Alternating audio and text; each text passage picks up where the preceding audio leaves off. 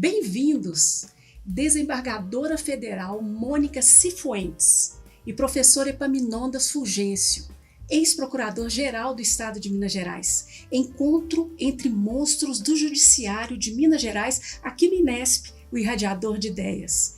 Ela, presidente do Tribunal Regional Federal 6. Ele, professor e coordenador da área penal da Faculdade de Direito Milton Campos. Foi também procurador de Justiça do Ministério Público do Estado de Minas Gerais por 2 vezes. Mas o currículo dos nossos convidados vai além do que acabei de apresentar para vocês e vamos descobrindo aos poucos o que tem em comum cada um deles. Vamos desvendar agora. Olá, senhores, satisfação em recebê-los, viu? Prazer. Bem, prazer, Vanessa. Muito obrigado por ter aceitado o nosso convite, desembargadora. Eu que agradeço. De ter arrumado um tempinho lá para vir nos visitar em Nova Lima. É uma alegria, uma honra para mim. E professor Epaminondas, nosso querido professor Epaminondas, já membro do INESP, né? Professor Epaminondas, o senhor já conhecia a desembargadora Mônica Cifuentes? Já conhecia, né? Não há quem assim ainda que milite na área do direito aqui que não conhece a desembargadora Mônica Cifuentes. Eu tive a oportunidade, inclusive, de conhecê-la, nos lembrávamos aqui, conhecê-la lá ela fazia a sua pós-graduação lá em Lisboa. Era o diretor da faculdade, salvo engano, o grande constitucionalista Jorge Miranda. Exatamente. Eu estive lá em 98. Mas aqui, entre nós em Minas Gerais, não há quem não conheça os feitos, o talento, né? Eu a digo inteligência, mesmo, a viu, grande Vanessa? magistrada. Nós sabemos que o mesmo é verdadeiro. Vocês viram a palavra que eu usei na abertura do programa. Quem conhece Monstros, o professor Epaminondas. A palavra que eu usei foi justamente essa, monstros do direito, aqui em Minas e fora de Minas, fora dos nossos muros, né? Então, professor, eu vou deixar para que a desembargadora se apresente, né? Se apresente para vocês aí de casa. Ela mesma vai se apresentar. Então, nós vamos perguntar a ela o seguinte: qual que é a sua formação, desembargadora? Bom, Vanessa, a minha formação é uma formação jurídica, né? Eu sou juíza de direito, fui juíza de direito, fui juíza federal, comecei a minha carreira aqui em Minas Gerais, na comarca de Sabará, na comarca de Contagem, como juiz substituta. Depois eu fui para Ilhéus, na Bahia, como juíza federal. Fui juíza federal em Juiz de Fora. Em Belo Horizonte, fui juíza criminal em Belo Horizonte. Depois fui para Brasília, fui juíza em Brasília e fui desembargadora em Brasília e corregedora lá. E agora voltei em agosto do ano passado para instalar o novo tribunal, né, que é o mais novo tribunal do Brasil, que é o Tribunal Regional Federal da 6ª Região, sediado aqui em Minas Gerais. Para nossa alegria, depois de 20 anos de luta, nós temos o nosso Tribunal Regional Federal. Nós tínhamos o Tribunal Regional Federal 1. Qual que é a diferença entre o Tribunal Regional Federal 1, que já existia, implantado aqui em Minas, e o Tribunal Regional Federal 6, que não tem nem um ano de atuação, né? Tem um ano e pouco, né? Foi em 19 de agosto do ano passado. Sim. Nós fomos desmembrados do Tribunal de Brasília.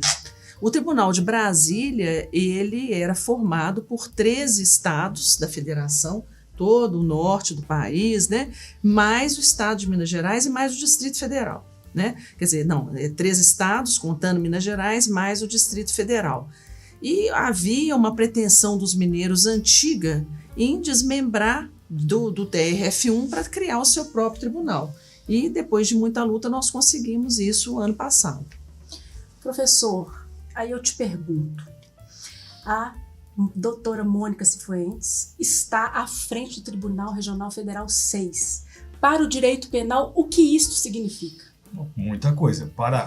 Mais do que para o direito penal, eu diria, como ela já esclareceu, que isso é um ganho enorme para a sociedade ter o Tribunal Regional Federal sediado em Belo Horizonte. É um pleito enorme, não apenas da classe dos juízes, do Ministério Federal, mas de toda a sociedade, das pessoas dos jurisdicionados que ganharam em muito. A desembargadora Mônica é, como eu já disse, um talento, uma jurista nata. Então a presença dela no direito penal, para o direito penal, para nós criminalistas, nós que tivemos no Ministério Público, e hoje eu já estou aposentado, estou na advocacia, é um ganho enorme. Principalmente se nós considerarmos também, além do talento dela, o lado feminino, o olhar feminino, muito importante. Não se trata de fazer uma apologia a essa coisa do feminismo, que acaba ficando assim meio maçante. Mas a verdade é que a presença dela, de uma mulher à frente do Poder Judiciário, é um ganho enorme. Vejam que essa é um lugar que não é muito ocupado pelas mulheres, né? Ao que me recorde, nós não tivemos nenhuma presidente mulher do Tribunal de Justiça de Minas Gerais. Não tivemos nenhuma, né? Ainda tivemos não teve. Governador. Então a presença é uma presença significativa mesmo, um ganho enorme para as mulheres de Minas Gerais. O reflexo dessa atuação sua perante o Tribunal Regional Federal na sua vida pessoal, a senhora poderia nos falar? Bom, Vanessa, eu gostaria primeiramente de dizer para você da minha alegria de estar aqui ao lado do professor Epaminondas, né? Porque o professor Epaminondas você disse, uns monstros, né? Mas ele é realmente o ícone do direito penal aqui em Minas Gerais, professor da Faculdade de Direito Milton Campos há anos, né? Professor, 35 anos. Eu também tive aí a alegria de ser professora da Faculdade de Direito Milton Campos no início da minha carreira. Então, para mim, é uma satisfação muito grande e agradeço, doutor Epaminondas, as palavras tão lisonjeiras que o senhor disse a meu respeito e que atribuo à amizade nossa e à nossa trajetória, que teve tantos pontos comuns nesses anos todos. Vanessa, de fato, o que eu acho que o TRF6 traz, e talvez a minha presença aqui seja realmente simbólica? Primeiro, eu acho que ele traz um alento para a população mineira, tanto nas causas criminais, como principalmente nas causas de direito previdenciário, que é o nosso desassistido, a pessoa que precisa do seu benefício, da sua aposentadoria, e que antes esse processo levava anos para ser julgado, porque a parte tinha de procurar o processo lá em Brasília, às vezes tinha de contratar um advogado lá em Brasília, né, doutor Epaminondas? Isso causava uma demora. Nós tivemos aqui, quando nós recebemos o acervo do TRF1, Vanessa, para você ter uma ideia, processos parados há mais de 13 anos. Processo de natureza previdenciária, uma coisa assim inadmissível. E nós temos realmente agora, com muito sacrifício dos nossos desembargadores, porque cada um recebeu 12 mil processos de acervo, então eles têm tido esse cuidado de priorizar os processos previdenciários para poder dar uma resposta mais rápida para a população, sabe? Eu gostaria de fazer um recorte e perguntar à desembargadora, para nós do direito, a pergunta é: qual a competência do Tribunal Regional Federal? Para os demais, para as pessoas de casa, para vocês, nossos telespectadores, a pergunta é: quais causas são julgadas no TRF6? Quais causas que o pessoal de casa vai levar lá para o Tribunal Regional Federal? Eu acho que o que interessa mais a população, porque a Justiça Federal, ela tem uma característica diferente, né, da Justiça Estadual. A Justiça Estadual vai cuidar de casos de família, casos de crimes cometidos mais no âmbito privado. A Justiça Federal, ela tem a característica de ser uma justiça em que a União Federal faz parte. Então, são os crimes, por exemplo, cometidos contra a Caixa Econômica, contra a União Federal, sonegação de impostos, crimes de tráfico internacional. Isso é o grande, vamos dizer assim, forte da Justiça Federal na área do direito penal, são os crimes internacionais, crimes de tráfico de drogas, de pessoas, de armas, né? E esses eu julguei muito quando eu era juíza de turma criminal, desembargadora de turma criminal no TRF1. Aqui em Minas também nós temos casos de muita repercussão, mas principalmente para a população, os casos previdenciários. Esses são os que nós estamos tendo assim, o maior cuidado, inclusive criando agora, a partir de agora, com a instalação do TRF1 aqui, unidades avançadas de atendimento para que esses postos de atendimento da Justiça Federal fiquem mais próximos da população. E, principalmente, o que é a marca do TRF6 aqui é esse caso que chegou para a gente, que agora, 5 de novembro, já fez 8 anos, que é o caso traumático, eu falo que é uma chaga em Minas Gerais, que é o caso do rompimento da barragem do Fundão em Mariana, né, que teve tantas pessoas prejudicadas, que afetou populações inteiras, tem os atingidos, enfim, uma gama de pessoas que até hoje está sem indenização, e que nós, um dos primeiros atos que nós fizemos quando instalamos o TRF6 foi criar a mesa de repactuação, porque isso estava sendo decidido no Conselho Nacional de Justiça lá em Brasília, longe da área aqui onde ocorreu o dano, onde ocorreu, né, todo aquele drama. Então nós trouxemos isso para cá.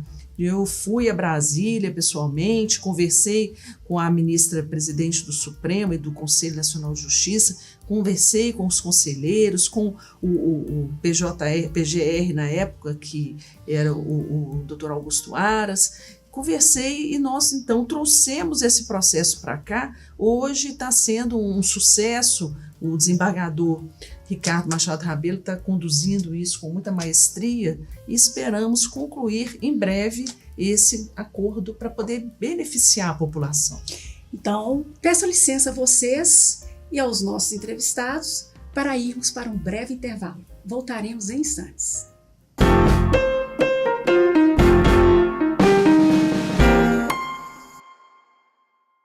As obras na Avenida de Contorno, extensão entre o Pontilhão até o Trevo da Máquina em Nova Lima, seguem avançando. Além de iniciar a duplicação de trechos da via, a Prefeitura de Nova Lima está fazendo a reconstrução da estrutura do pavimento, a contenção de encostas e outras intervenções. Tudo para garantir mais segurança e mobilidade na região. Acesse novalima.mg.gov.br para acompanhar a evolução das obras. A Prefeitura cuida, o trabalho avança. Prefeitura de Nova Lima, cidade para todos.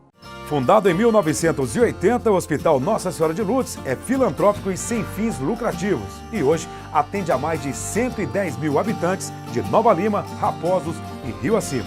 O Hospital Nossa Senhora de Lourdes, eu me sinto como se eu estivesse em casa. Só tenho que agradecer, sou muito bem tratada. Aqui eu tenho eles como se fosse a minha família. O Hospital Nossa Senhora de Lourdes é o único da região responsável pelo atendimento aos usuários do SUS, nos casos clínicos e cirúrgicos de média complexidade. Possui pronto atendimento adulto e pediátrico com funcionamento 24 horas, contando com plantonistas da pediatria, clínica médica, cirurgia, ortopedia, obstetrícia e anestesiologia. E ainda conta com serviço de hemodiálise e um centro de tratamento intensivo. Hospital Nossa Senhora de Lourdes, humanidade, carinho e atenção à vida.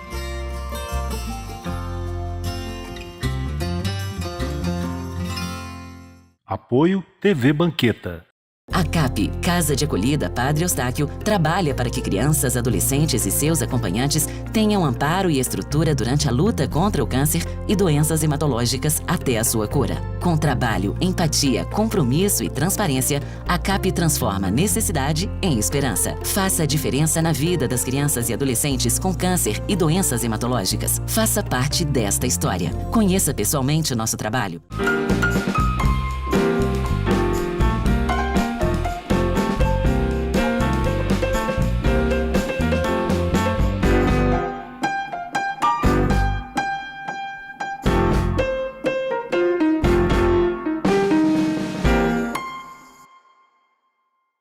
De volta, pergunto ao Dr. Juarez. O que podemos apresentar para o nosso entrevistado e para o pessoal de casa, Dr. Juarez, pertencente ao acervo de memórias do INESP?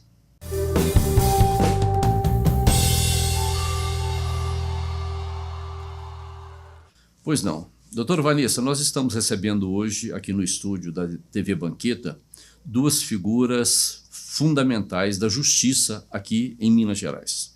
Doutora Mônica, desembargadora Mônica Cifuentes, presidente do TRF6, né? Já foi juíza nossa, é juíza federal, desembargadora e presidente desse tribunal.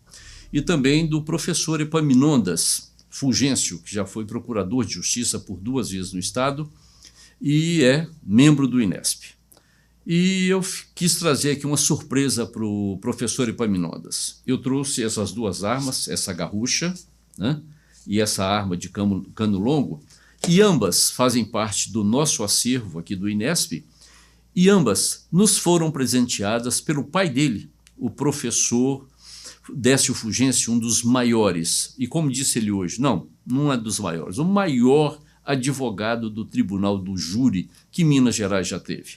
Então, são duas peças valiosíssimas, porque são peças antigas e tiveram origem com o professor Décio Fulgêncio. Essas são as duas peças que nós estamos apresentando hoje no programa em que nós recebemos essas duas pessoas fundamentais da justiça do nosso Estado.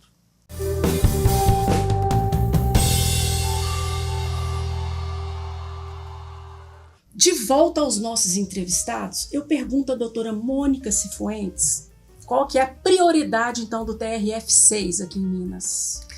A nossa prioridade é resgatar o tempo do processo, resgatar aqueles processos que estavam paralisados há muitos anos lá no TRF1 e que agora vieram para cá. Veio um acervo bastante numeroso para nós e nós estamos aí tomando todas as providências para que esses processos andem rápido. A primeira delas, que nos causou inclusive muita luta, mas que felizmente nós hoje já estamos em franca fase de implantação, que é do novo sistema processual nosso, do EPROC, que nós copiamos, né, nós adquirimos do Tribunal da 4ª Região, que é lá no sul do país, Rio Grande do Sul, Paraná e Santa Catarina, que é uma forma muito rápida e que vai trazer muitos benefícios, principalmente para os processos previdenciários. O EPROC, para o pessoal de casa entender, é o seguinte: quando a gente distribui uma ação em face do INSS para poder pedir uma aposentadoria especial, por exemplo, no sistema processual de hoje, o juiz precisa dar vista para o INSS juntar as informações daquela pessoa no nosso processo. O EPROC que ela está dizendo, ela me explicou, vou pedir para que ela explique melhor ainda, mas pelo que eu pude entender, se eu estiver errada, a senhora me corrija, quando distribuirmos uma ação em face do INSS, o EPROC vai buscar essa informação sua, parece que em quantos segundos, doutora, essa informação estará no processo? 20 segundos, em 20 segundos. Em 20 segundos a informação estará no processo. Isso me fez lembrar esse Gov, né, esse portal Gov que a gente tem hoje em dia. Eu fui entrar no portal Gov, eu vi coisas que nem eu sabia de mim mesma lá dentro do portal Gov. Eu sabia, os carros, tem tudo lá, os seus patrimônios, tudo. Será que é mais ou menos, não é processual, mas será que é mais ou menos, do ponto de vista de resposta, igual? A resposta é sim, Vanessa, a resposta é muito rápida. O EPROC é um sistema processual, porque hoje em dia, principalmente aqui no TRF6, nós instalamos o tribunal 100% virtual. Nós não temos processos físicos, né? Os nossos processos são todos eletrônicos. Então, pelo processo eletrônico, o sistema que nós utilizávamos anteriormente, eu falo anteriormente, era um sistema chamava-se PJE, um sistema que toda hora dava problema, toda hora travava e aquela confusão, parte, advogado reclamando, etc. E aí nós então resolvemos instalar esse novo sistema processual que ele já vai dar respostas mais rápidas, já vai assim fornecer para o juiz e para o advogado uma ferramenta em que o processo é conduzido quase todo dentro do sistema processual e inclusive com utilização de mecanismos de inteligência artificial. Então vai ser uma revolução aqui em Minas a implantação desse projeto. Mas que bom, né? Porque o TRF, infelizmente, o TRF1, os processos demoravam mais de 10 anos dentro do tribunal, né? É um tribunal muito grande, do qual eu participei, e eu posso dizer que os desembargadores, lá os juízes trabalham muito, os servidores, mas não dão conta porque a carga processual é muito grande. E Minas Gerais era apenas um dos 13, 14 estados que compunham aquele tribunal. Então a gente não tinha prioridade nenhuma nos nossos processos. Agora não, agora como nós temos aqui o TRF6, então nós vamos ter um olhar diferenciado, porque nós só vamos julgar processos de Minas Gerais. São quantos desembargadores? São quantas? Nós temos 18 desembargadores aqui, é um número pequeno, né? Mas eu acredito que com a informatização e com o aceleramento desses processos nós vamos dar conta, sendo que 16 estão julgando e 2, eu e o meu colega que é o vice-presidente e corregedor, estamos na administração do tribunal. Então nós temos 16 desembargadores julgando, nós temos 2 2 grupos, né, 2 sessões, uma sessão que é dedicada à área previdenciária e penal e a outra sessão que é dedicada aos outros assuntos, especialmente tributário e administrativo. Professor, essa faceta da sessão que vai julgar o direito penal, o que esperar do Tribunal Regional Federal 6? Primeiro, Vanessa, dizer a você que como era mesmo indispensável que tivesse uma sede do TRF aqui, né? Apesar do volume noticiado pela desembargadora Mônica aqui, desumano, de 12 mil processos, é um volume, assim, quem atua nisso sabe que é uma coisa monstruosa até, né? Mas ainda assim já se sente hoje, um ano depois, muito mais celeridade do que tínhamos antes. Tem muitas respostas prontas. Eu mesmo tive a oportunidade de me socorrer do Tribunal Federal aqui, dessa região, até para me acudir mesmo na questão da aposentadoria do INSS, mas fui prontamente, no mandado de segurança, rapidamente foi julgado. Acho que a presença do TR, do Tribunal Federal aqui é muito importante, inclusive na área penal, pelas coisas, as competências todas aqui colocadas, pelo tráfico internacional, por questões nós dizíamos aqui no momento que Minas Gerais teve a primeira hipótese de um júri federal, né? Porque sempre se pensou o júri estadual, homicídio, matando pessoas. Tanto que naquela época, era o caso do Chacriabás, na década de 1980. A Justiça Federal sequer tinha uma urna de jurado. E teve que construir um entendimento para se socorrer da urna do jurado que existia na Justiça Estadual. Esse júri foi um júri famoso, uma hipótese de genocídio, a acusação era de genocídio de uma tribo indígena de Chacriabás. Né?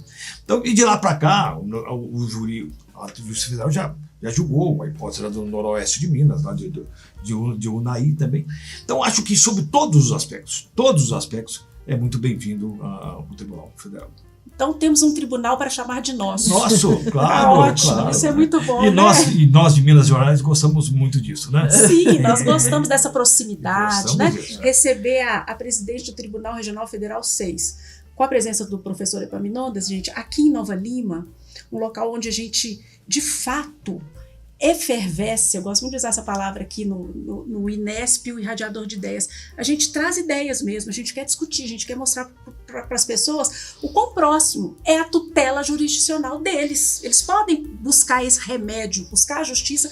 O senhor precisou agora, como todo ser humano, ele teve um problema e precisou impetrar um mandado de segurança junto ao tribunal para resolver um problema pessoal, né, professor? Isso. Então, todos nós estamos usando com muito orgulho e carinho, Muito orgulho. viu? Obrigada. E seja muito bem-vinda, é muito prazer recebê-la aqui. Muito obrigada. Sabe? E aí eu pergunto à senhora o seguinte, eu queria saber a respeito nós vamos mudar um pouquinho de assunto, mas não saindo do direito, que é a questão da superpopulação carcerária, né?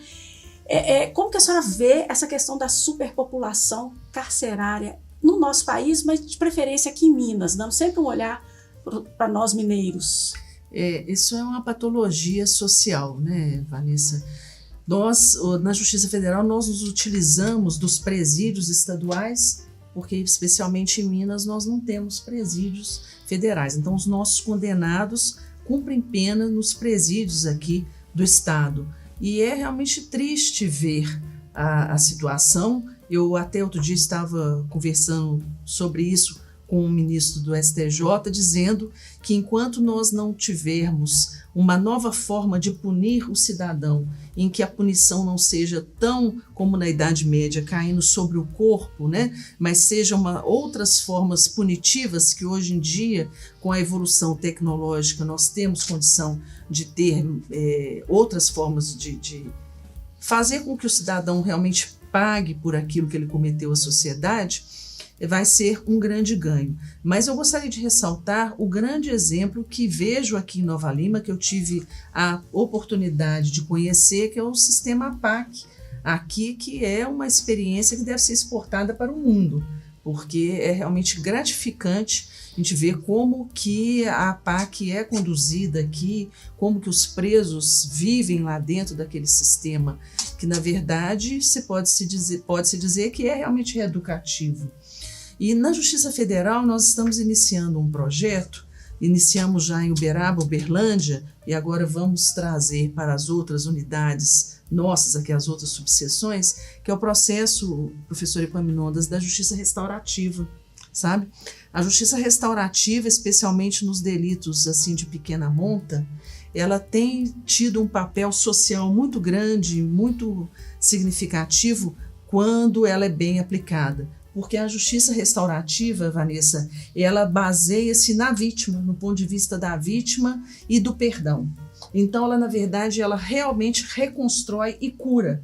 Porque o crime, ele é uma ferida social, né? Ele é uma ferida, ele é uma patologia e precisa, todos os dois lados precisam ter o olhar da atenção. Nós tivemos casos, por exemplo, lá em Uberlândia, de uma senhora que era conhecida por aplicar golpes do INSS, de pegar a aposentadoria de outras pessoas idosas como ela e, na verdade, ela ficava com a aposentadoria e não repassava para os seus clientes. E ela, com isso, ela era condenada, voltava de novo, cometia novos crimes. Isso aconteceu inúmeras vezes, até que um dia o juiz a levou para a justiça restaurativa e fez com que ela visse o mal que ela estava causando para aqueles a quem ela estava retirando a aposentadoria.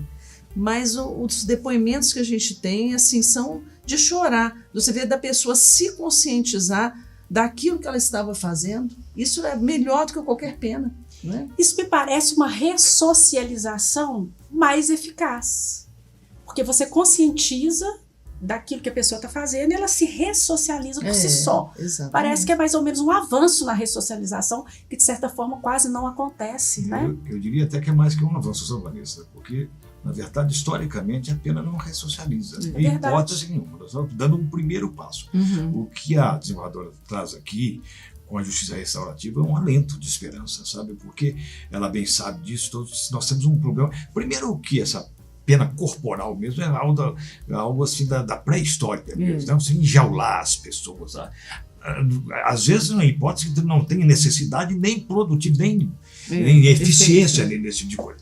Segundo, a preocupação com a vítima. A história da justiça brasileira, do processo brasileiro, não se preocupa com a vítima. Sabe? O Poder Judiciário, ao longo de tantos anos, não é de crítica de um ou outro, não. Há tantos anos não se preocupa com a vítima. Você pega o processo e vai cuidar do acusado, e vai tentar punir o acusado, etc. E ninguém se preocupa com a vítima. De certa feita, Vanessa, eu estive nos Estados Unidos, na Universidade Estadual de Nova York, e vi lá que eles têm na combate à violência familiar e doméstica contra a mulher, eles têm o chamado projeto Clínica.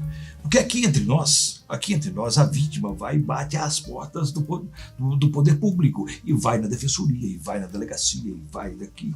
E nem sempre tão bem atendido, na verdade. Quando isso, na verdade, é função do Estado.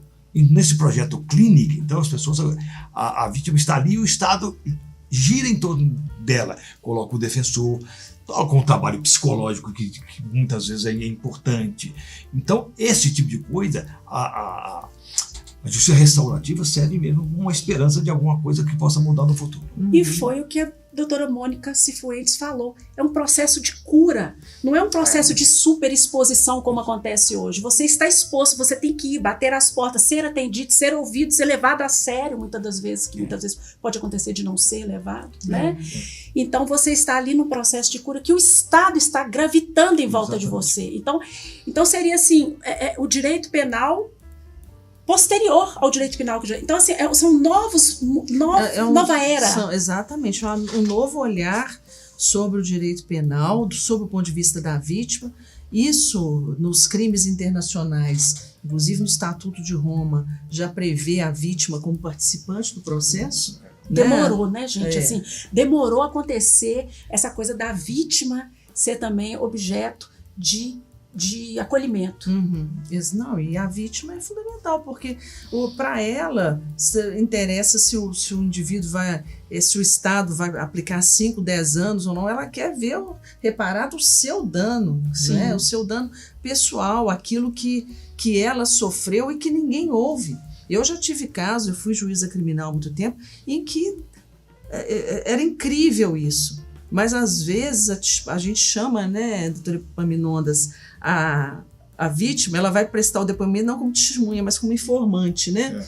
E poucos juízes às vezes ouvem ouvem a vítima. E quando nós a ouvimos, olha, eu queria pelo menos que alguém ouvisse a minha história, sabe?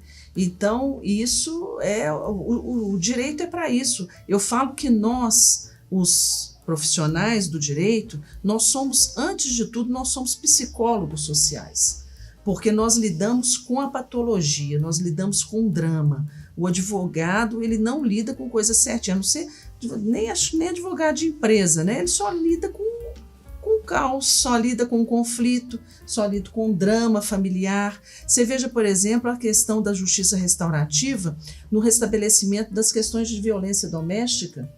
É importantíssimo, porque às vezes o acusado, a pessoa que é causador do dano, o agressor, ele faz aquilo e faz repetidas vezes aquele ato, claro, casos e casos, né? Mas em que ele, se ele tivesse, às vezes, uma ação da justiça restaurativa, ele poderia ter uma consciência melhor dos atos dele.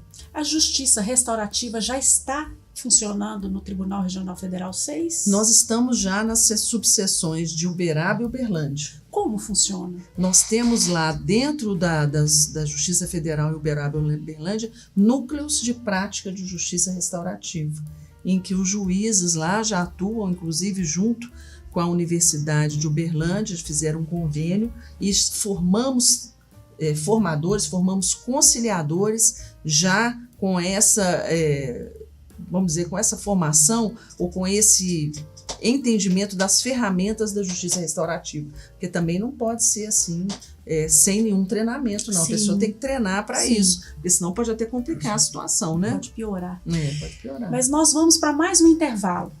Eu peço a vocês de casa que permaneçam conosco.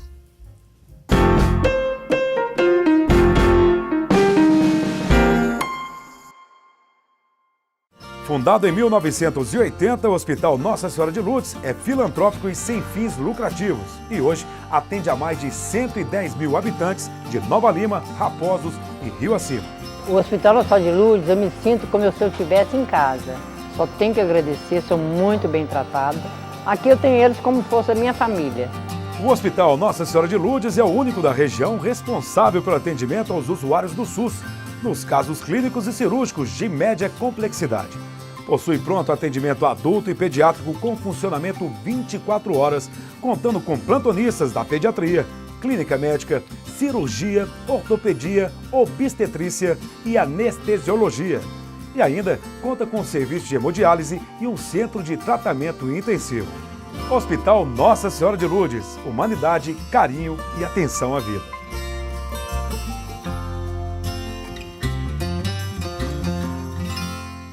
Apoio TV Banqueta. As obras na Avenida de Contorno, extensão entre o Pontilhão até o Trevo da Máquina em Nova Lima, seguem avançando, além de iniciar a duplicação de trechos da via. A Prefeitura de Nova Lima está fazendo a reconstrução da estrutura do pavimento, a contenção de encostas e outras intervenções. Tudo para garantir mais segurança e mobilidade na região. Acesse novalima.mg.gov.br para acompanhar a evolução das obras. A Prefeitura cuida, o trabalho avança. Prefeitura de Nova Lima, cidade para todos. A CAP, Casa de Acolhida Padre Eustáquio, trabalha para que crianças, adolescentes e seus acompanhantes tenham amparo e estrutura durante a luta contra o câncer e doenças hematológicas até a sua cura. Com trabalho, empatia, compromisso e transparência, a CAP transforma necessidade em esperança. Faça a diferença na vida das crianças e adolescentes com câncer e doenças hematológicas. Faça parte desta história. Conheça pessoalmente o nosso trabalho.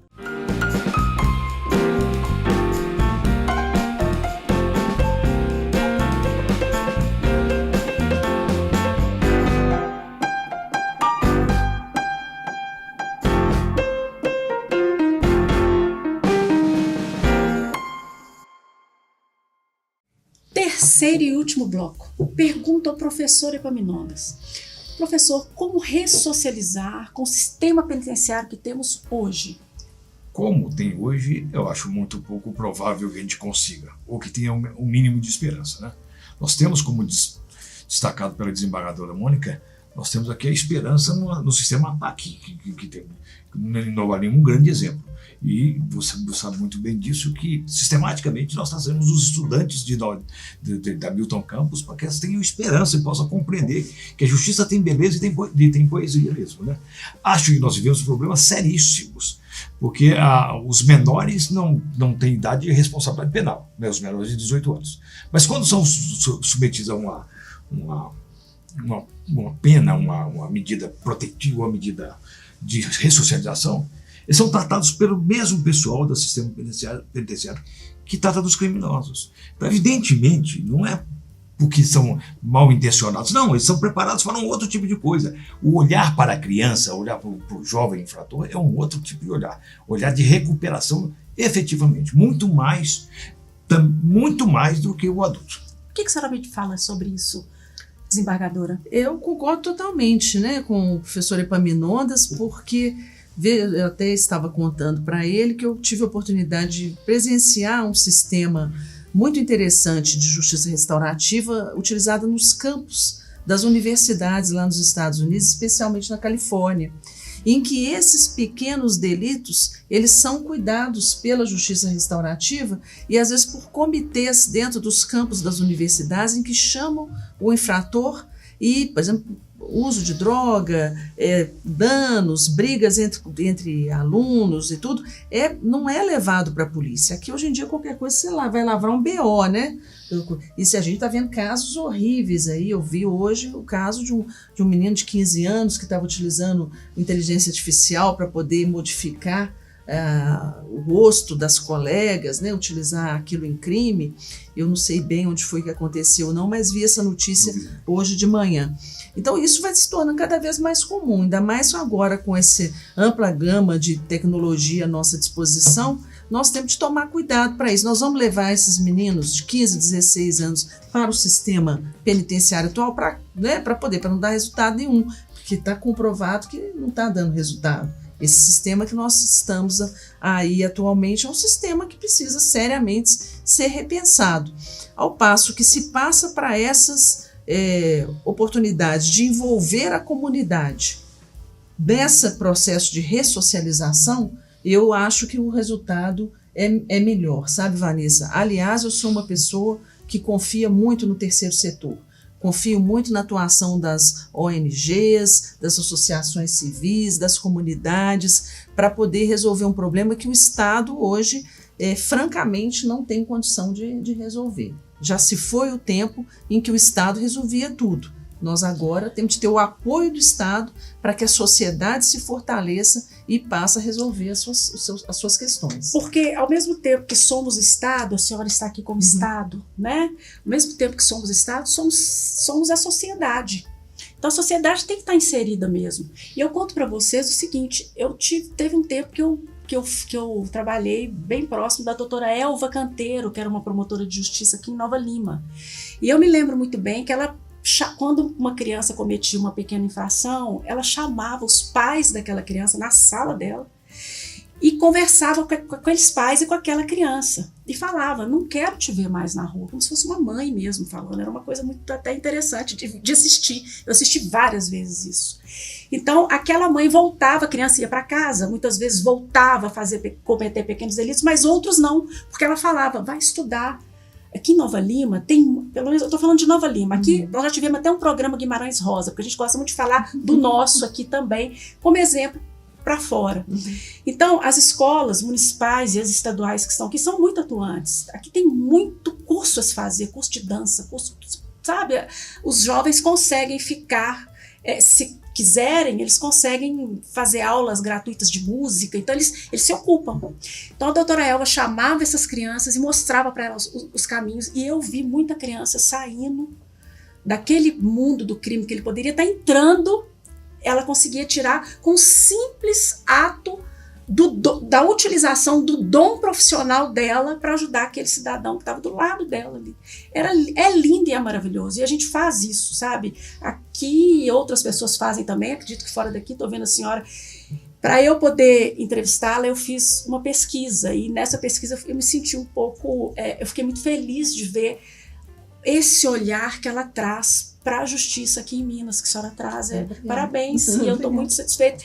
A professora Epaminondas está aqui para poder me avalizar nessa, né, professora? Com Acredito certeza. sim. A desembargadora Mônica é um orgulho de todos nós, É um orgulho mesmo. Obrigada, e olha, obrigada. se nós trabalharmos assim nos nossos dia a dia, aplicando o nosso melhor, podemos errar, né? Porque o ser humano erra. Mas a gente vai, pelo menos, dormir em paz, sabendo que a gente está fazendo o melhor pela sociedade. Exatamente. Né? Esse programa aqui é para isso, viu, doutora? Por isso que eu sou sempre muito emotiva nele, porque eu fico muito feliz de poder estar aqui mostrando que na nossa casa a gente tem o melhor do mundo. Vocês foram lá fora várias vezes e trouxeram o melhor do mundo. A APAC é o melhor do mundo. Aqui, pelo menos na nossa visão, né? Exata, nossa, é Outros um podem exemplo. não acreditar, mas é um exemplo, sim. Pessoas que podem ter a possibilidade de refazer a vida delas, de ter uma consciência melhor. E nós, sociedade, podemos ir lá visitar, ensinar de novo, colher novamente, né? Mas, olha, eu gostaria de perguntar ao professor Epaminondas qual a mensagem, professor? Nós já estamos chegando no final do nosso programa.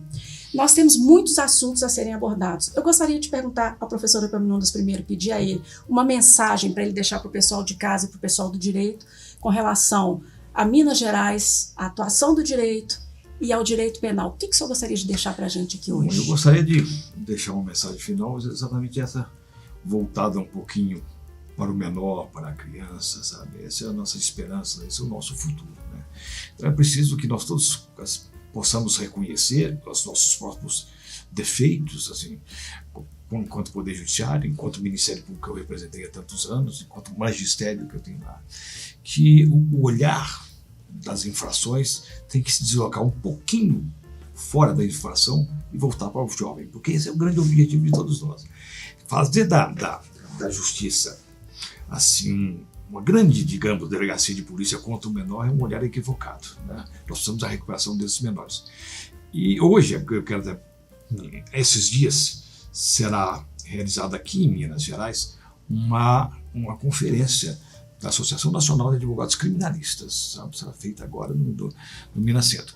E essa mensagem que eu trago aqui, eu levarei lá também, sabe? A gente ter um olhar um pouco mais humano, como a desembargadora trouxe aqui, a reflexão à pena corporal, apenas para aqueles casos de absoluta necessidade, outras formas de punir, um punitivismo um pouco mais assim humanizado, civilizado, essa coisa violenta, né? E eu acho que é isso. Mas ainda assim, sabe, apesar dos meus cabelos brancos, do meu longo tempo assim, eu ainda carrego muita esperança numa sociedade melhor e assim consertada pelo direito, sabe? Levada pelo direito, pela justiça e pela presença de juízes como a doutora Mônica. O senhor me fez lembrar o livro do Beccaria, que ao final, um livro desse tamanhozinho, dessa finurinha, poucas páginas, que ao final fala da questão da educação e do menor, né? A gente criar uma sociedade com princípios, né? De forma que a gente possa viver melhor mesmo, mas a educação é o caminho. Como a gente está falando de menor, nós estamos falando de condutas pedagógicas ligadas à educação. E aí eu pergunto à senhora, doutora desembargadora Mônica Cifuentes, qual a sua mensagem para o pessoal de casa hoje aqui no nosso programa? Olha, eu vou na linha do professor Epaminondas. Quando eu fiz meu mestrado, eu defendi a tese do direito à educação como direito ao desenvolvimento, sabe, professor? E é o desenvolvimento não só pessoal, é o desenvolvimento do país. É um direito subjetivo constitucional que todos tenham direito à educação. Mas não é uma educação de proforme, não, só assim como diria aqui em Nova Lima, né, para inglês ver, né? Aqui em Nova Lima tem isso só para inglês ver, não. É uma educação mesmo que ensine as pessoas principalmente a refletir e a raciocinar. Porque hoje, com o avanço das redes sociais e da inteligência artificial, nós temos tido vários pensadores, filósofos que estão alertando sobre o perigo dessas novas tecnologias. Como que a rede social, ela insere em nós um anestesiante, que é a dopamina, né? Que nos faz completamente alheios àquilo que nós temos de melhor no ser humano, que é a capacidade de pensar. Nós estamos deixando isso de lado porque nós estamos aqui calmos e plácidos nos nossos lugares, esperando as respostas prontas, esperando as notícias prontas. A gente não lê mais uma notícia de jornal. A gente pega uma manchete que a gente vê no WhatsApp, que a gente vê, antes era no Twitter, agora é no X, né? Então, eu acho que esse mundo que a gente está vivendo é um mundo que nos torna, assim, menos humanos, cada vez menos humanos. E isso é um passo perigoso e que vai se refletir na nossa geração futura. Um estudo atualmente, professora Epaminondas, que eu vi outro dia, assim, preocupante, que dizem que hoje, pela primeira vez na história da humanidade, as crianças estão nascendo com um QI inferior ao dos seus pais. Porque antes a tendência era aumentar, né? Então nós estamos evoluindo. Nós estamos evoluindo como raça humana. E eu acho que isso é a nossa maior preocupação. Se nós pudermos, cada um aí de vocês, nos seus lares, dar mais tempo para leitura, para conversa, gente. Vamos conversar com os nossos filhos, vamos conversar com os nossos parentes, com os nossos amigos, vamos criar laços afetivos, porque são os laços afetivos que vão nos salvar dessa barbárie que a gente está vendo por aí. Isso que ela falou é tão importante, e pela primeira vez eu termino o programa preocupada pelo seguinte, olha a minha preocupação. O direito é uma evolução nossa. Se nós estamos evoluindo, podem esperar leis piores do que as que a gente já tem hoje. Nós vamos evoluir também. É o que favorece a tirania, exatamente, é o que favorece a barbárie. A não democracia, né? A não continuidade do alcance da democracia, se ela for subjetiva, então que seja, nós não vamos seguir em frente, nós vamos voltar para trás. Então é muito preocupante mesmo, mas resta a esperança, né, professor? Muita. Resta a esperança, apesar da preocupação. Eu acho que a esperança somos nós, sabe, Vanessa? Somos nós todos aqui. A gente ir aos pouquinhos criando essa consciência para que, enfim, haja um remédio contra isso. Que bom. Então há esperança. Agradeço ao professor Epaminondas mais uma vez. Eu que agradeço, foi uma gentileza, viu? Uma honra muito grande. Espero encontrá-lo muitas vezes ano que vem aqui nesse programa, viu, professor? É um prazer. Eu sou aluna dele até hoje, não tem jeito. E muito prazer, satisfação em conhecê-la, viu? Muita bênção à frente do tribunal para que tudo que chegue lá seja sempre, na medida do maior possível, seja solucionado para o bem do cidadão, para o bem de todos nós, né? Muito obrigada, Vanessa. Agradeço muito a oportunidade de estar aqui. É sempre muito bom conversar sobre direito, ainda mais com, né, uma advogada, jornalista, com você conduzindo tão brilhantemente esse jornal aqui, ao lado do professor Epaminondas, como disse, é essa figura representativa do bom direito penal. Isso. Né, do bom direito penal aplicado aqui em Minas Gerais, e a gente sempre tem a lucrar com essas conversas. Conte sempre comigo, se quiser. Muito obrigada. Eu vou chamar esse bom direito penal de direito penal de raiz. Posso chamar? Então vai ser o direito penal de raiz. Pessoal, muito obrigada mais uma vez pela companhia de vocês, e eu aguardo vocês no próximo programa. Até lá!